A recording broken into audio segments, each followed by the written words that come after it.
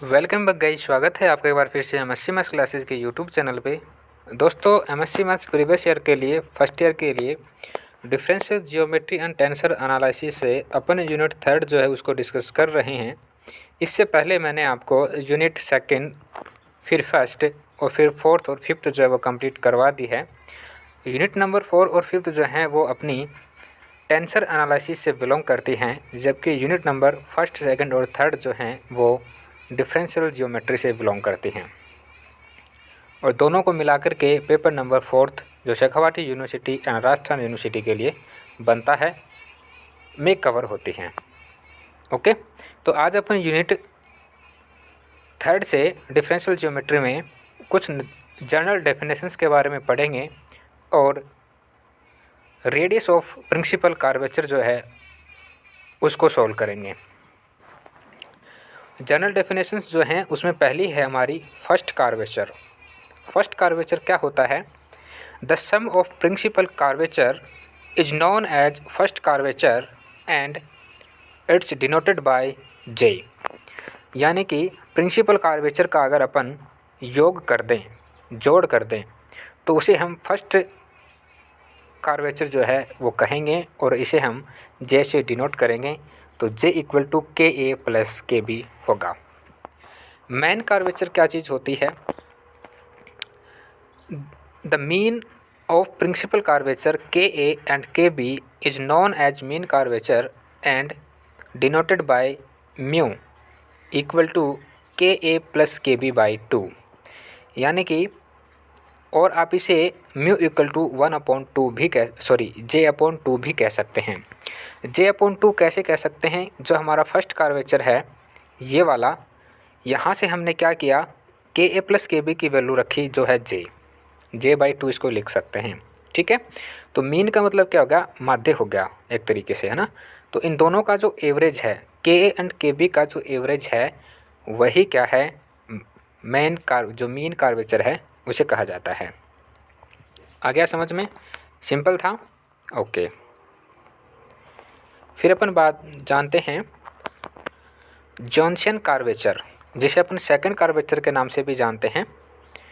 The product of principal curvature K A and K B are known as second curvature and it's denoted by के।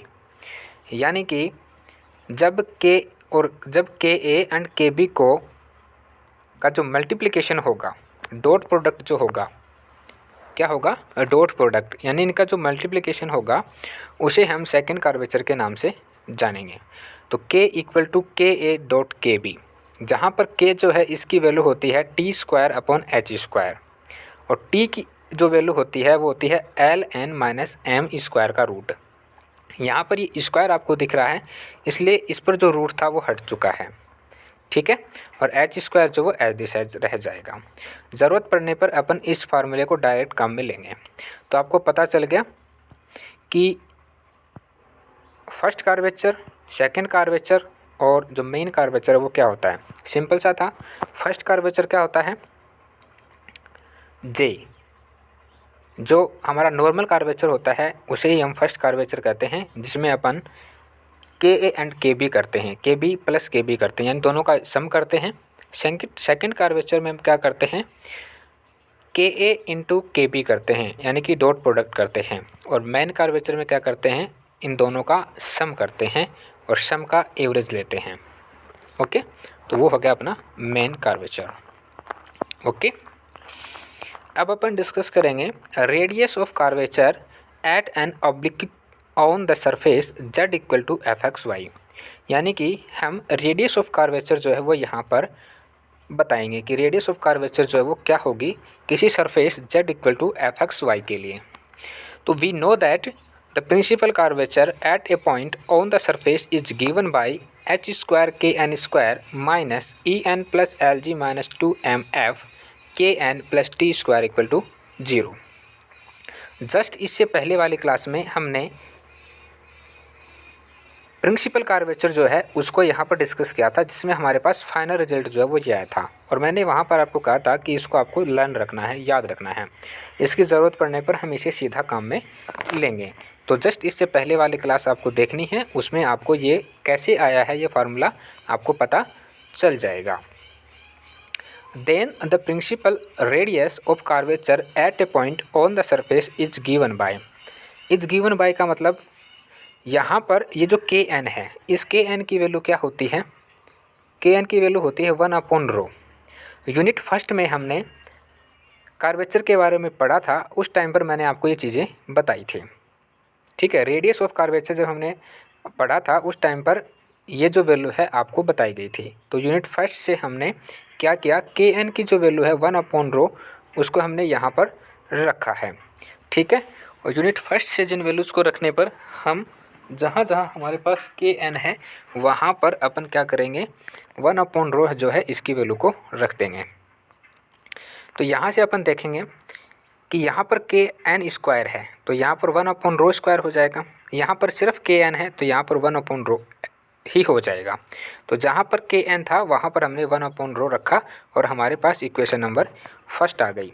अब equation number first में हम ई, F, जी, L, M और N की values निकालेंगे और सभी वैल्यूज़ को इक्वेशन नंबर फर्स्ट में पुट करेंगे, सॉल्यूशन करेंगे और हमारे पास रेडियस ऑफ कार्वेचर जो है, प्रिंसिपल कार्वेचर जो वो यहाँ पर आ जाएगा। ठीक है, यहाँ पर देखिए इक्वेशन नंबर फर्स्ट को थोड़ा सा सोल्व करेंगे तो सोल्व करने के बाद में हमारे पास ये वाली इक्वेशन बनेगी, t² minus en plus LG minus 2fm into rho plus h² equal to 0। The given surface is z equal to fxy। हमें सरफेस जो है क्वेश्चन के अकॉर्डिंग क्या गिवन है, z इक्वल टू fxy। तो यहाँ से हमारे पास e की जो वैल्यू है वो होगी e equal to 1 plus p², f की वैल्यू होगी pq एंड g की वैल्यू होगी 1 प्लस q²।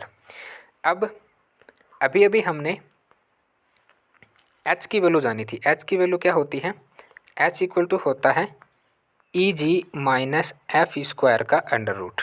ठीक है, यहाँ पर जैसे ई स्क्वायर लगाएंगे तो ये इस रूट को तोड़ देगा और हमारे पास ये वाला फंक्शन आएगा। ठीक है, यहाँ पर हम क्या करेंगे, ई, एफ और जी की वैल्यू रखेंगे।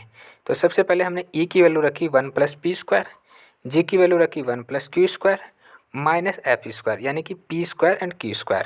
यहाँ पे इसको थोड़ा सा सोल्व करेंगे। ठीक है, इन दोनों का करेंगे मल्टीप्लिकेशन, इन दोनों का, तो 1 plus p² plus q² plus p² q² minus p² q²। यहाँ से ये प्लस का और ये माइनस का दोनों कैंसिल हो जाएंगे और हमारे पास h² की वैल्यू बचेगी 1 प्लस p² प्लस q²। आ गया समझ, सिंपल था। ओके, लेट अज्यूम दैट, हमने क्या माना कि L इक्वल टू R/H होता है, ये L है यहाँ पर, तो L इक्वल टू R/H होता है, M इक्वल टू S/H होता है और N इक्वल टू T/H होता है। ठीक है, बट T जो है, T, ये जो T है, इस T की क्या वैल्यू होगी, t² इक्वल टू, T की वैल्यू होती है T equal to ln minus m² और इसका क्या होता है, रूट होता है। यहाँ से स्क्वायर करेंगे तो ये रूट टूटेगा, जैसे ही रूट टूटेगा तो हमारे पास ये वाला फंक्शन आएगा, ये है T यहाँ पर t²। तो t² की वैल्यू क्या है, ln माइनस m²। यहाँ पर अपन l, m और n इन तीनों की वैल्यू t² के फंक्शन में रखेंगे तो हमें ये वाला फंक्शन मिलेगा, RT माइनस s²/h²। ठीक है, अब हमारे पास जो फंक्शंस की वैल्यू हैं वो हमारे पास आ गई हैं और इन सभी वैल्यूज़ को हम क्या करेंगे, इक्वेशन नंबर फर्स्ट के अंदर पुटअप करेंगे। इक्वेशन नंबर फर्स्ट में जैसे ही अपन इनको रखते हैं तो हमारे पास ये वाली इक्वेशन बनेगी वैल्यूज़ को रखने के बाद, और इसको थोड़ा सा सोल्व करेंगे तो हमारे पास, जस्ट ए सेकेंड, यहाँ पर हमारे पास ये वाली इक्वेशन बनी और इस इक्वेशन के अंदर अपन 1 plus p² pq and 1 plus q² की वैल्यू रखेंगे। ये किसकी वैल्यू है, e की वैल्यू है, ये किसकी है, f की वैल्यू है और ये किसकी है, g की वैल्यू है। ठीक है, तो यहाँ पर इन सभी की जो वैल्यूज़ हैं अपन इस इक्वेशन के अंदर रखेंगे, जस्ट इससे जो ऊपर वाली इक्वेशन है उसके अंदर।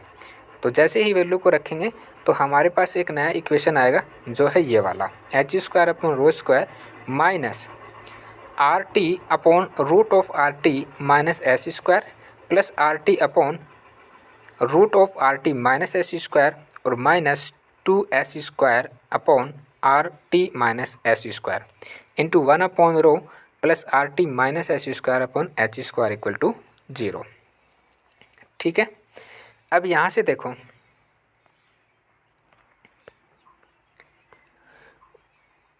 इसको थोड़ा सोल्व करेंगे, इसको क्या करेंगे, सोल्व करेंगे। तो सोल्व करने के बाद हमारे पास ये वाली इक्वेशन आएगी। ठीक है, इसको अगेन थोड़ा सा और हल करेंगे तो हमारे पास 1 upon rho minus 2 root of R T minus H square into 1 upon H square into 1 upon rho plus R T minus H square upon H की पावर 4 इक्वल टू 0 आएगा, यानी कि ये वाली टर्म्स जो हमारे पास आ जाएगी। ठीक है, इसको थोड़ा सा और सोल्व करते हैं।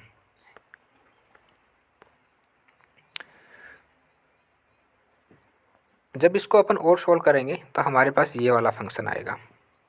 यहाँ से एच स्क्वायर को जो है अपन ने हटाने की कोशिश की है, तो यहाँ से ये वाली वैल्यू आएगी। और इन दोनों में आप एक चीज़ देखेंगे तो यहाँ पर एक फंक्शन बन रहा है a माइनस बी की होल स्क्वायर का फार्मूला।